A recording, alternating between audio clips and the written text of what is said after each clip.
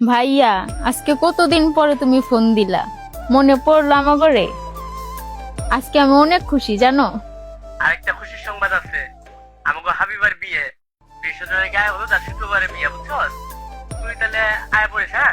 আর তোর জামাইরও নিয়ে আইস। আচ্ছা, আমার জামাই নেই, বসে আছে, তুমি ওর লগে একটু কথা কও। আসসালামু আলাইকুম ভাইয়া। আচ্ছা ঠিক আছে, শোনো, ওই যে আয় পড়ো আমার বাড়িতে। আচ্ছা।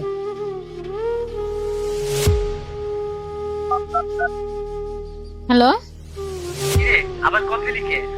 তুমি আমার জামাইরে কি দাও দিলা? আরে ভাইয়া ব্যস্ত আছে মনে হয়। দেখছস তোর জামাই বুঝতে পারছে। আমার জামাই না, আমি বুঝতে পারছি। বুঝছো, আমরা গরিব দেখা গত 5 বছর ধরে তোমরা আমগরে অবহেলাই করলা। কোনো সময় তো ফোন দাও না, এখন একটা ফোন দিছো, আমার জামাইরা দাও দিলা। কি দাও দিলা তুমি? আর ভুইলা যাও না, সে তোমাকে বোন জামাই, আর তার একটা সম্মান আছে, সেই সম্মানটা দাও আর চেষ্টা করো। তোর জামাই কোনো সমস্যা না, তুই এমন করতেছিস কেন? কারণ আমার জামাই ভালা মানুষ। তোমাকে বাড়িতে 5 বছর যাই নাই, মইরা যাই নাই গা। আর শুনো, যেখানে আমার স্বামীর সম্মান নাই সেখানে আমিও নাই। আর যদি চাও তোমাকে বাড়িতে আমরা যাই, তাহলে আমাকে বাড়িতে এসে আমার জামাইরে দাওয়াত দেওয়া যাবে। আর যদি না পারো তাহলে কোনো সমস্যা নেই, ভালো থাকো, রাখলাম। এটা তোমার কেমন ব্যবহার? সে তোমার আপন মারপেটের ভাই, তার সাথে এইভাবে কথা কওয়া তোমার একদম ঠিক হয় নাই। আমার ভাইয়ের সাথে কেমনে কথা কইতে হইব না কইতে হইব এটা আমি জানি। তুমি বুঝো না কেন?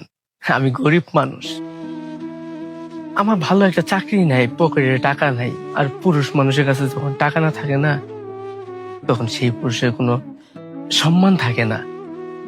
আমার বাড়ির লোকই তো আমার সম্মান দেয় না, তোমার বাপ ভাই দিল কিনা তাতে আমার। আচ্ছা বাদ দাও সেসব কথা। ভাইয়া তো যাইতে কইছে তাই না?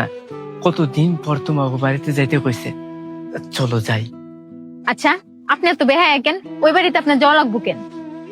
শোনো, আমি কিন্তু বুঝি তোমার মনে কত কষ্ট। একটা মাইয়া মানুষ, তার একটু স্বপ্ন থাকে যে জামাই ডাড়ি নিয়ে তার বাপের বাড়িতে যাইবো, তার বাপের বাড়ি থেকে একটু দাওয়াত দিব। আমি কিন্তু বুঝি তুমি মাঝে মধ্যে বসে বসে মন খারাপ করে থাকো, আমি সবই জানি।